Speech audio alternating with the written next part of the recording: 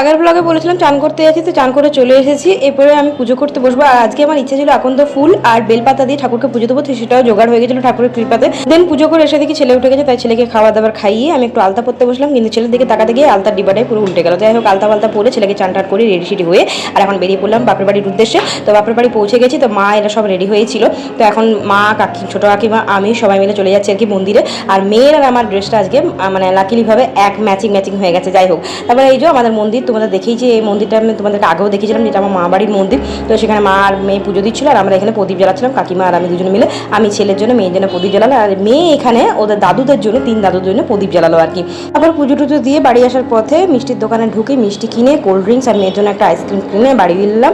বাড়িতে এসে প্রসাদ খেয়ে জল খেলাম আর কি, কারণ সকাল থেকে একদম জল খাওয়া হয়নি। আর ছেলে এখানে দুষ্টুমি করছিল। তারপর মা দুপুরবেলায় সাবু মাগলো, সেই সাবু খেলাম। আর রাত্রেবেলায় আলু না লুচি, আলু ভাজা, মিষ্টি খেয়ে বাড়ি ফিরলাম, ছেলে মেয়েকে দুজনকেই নিয়ে। টাটা এখনের মতো।